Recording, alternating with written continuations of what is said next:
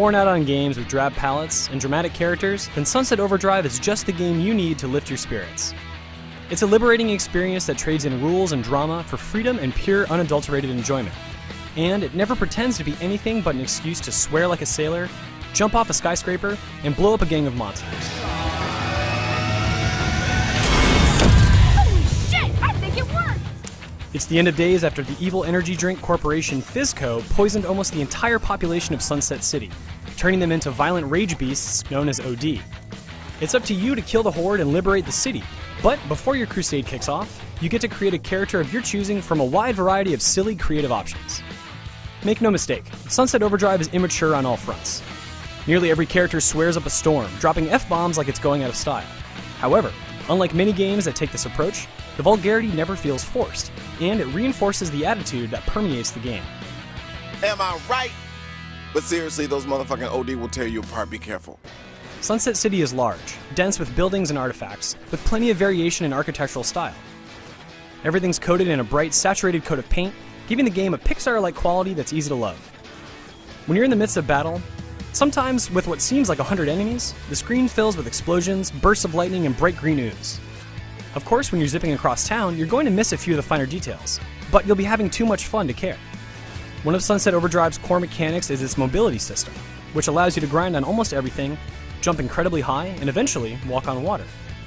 Stringing movements together not only gets you to your destination safely and quickly, but it really communicates what Sunset Overdrive is all about: pure enjoyment.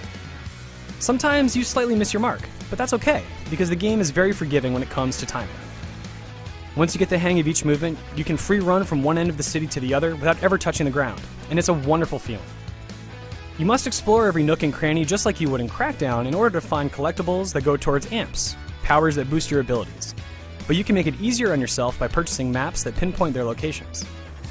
As you perform certain actions, such as grinding, using automatic weapons, or air dashing, you earn badges that can be traded in for other power-ups as well. Sunset Overdrive's weapon options are numerous, and wild and varied enough to keep you entertained well beyond the end of the main mission path.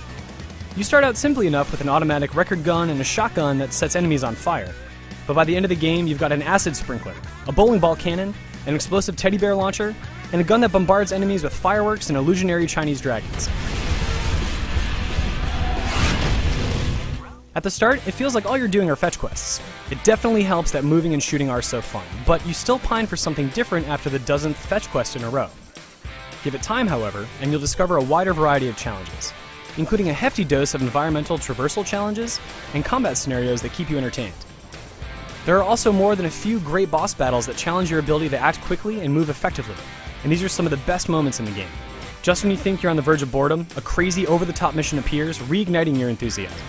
Of course, at some point, the main storyline comes to an end, and though you can freely replay any mission in the game at a moment's notice, you should jump online and screw around Sunset City with your friends.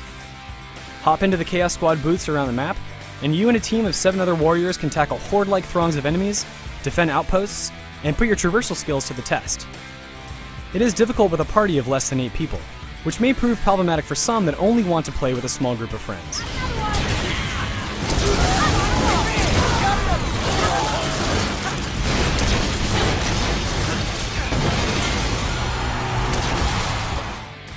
Insomniac Games has crafted an excellent game in Sunset Overdrive. It's not without a few niggling issues, but you'll be too busy enjoying yourself to care. Playing it makes you feel like a superpowered kid in a candy store and a playground.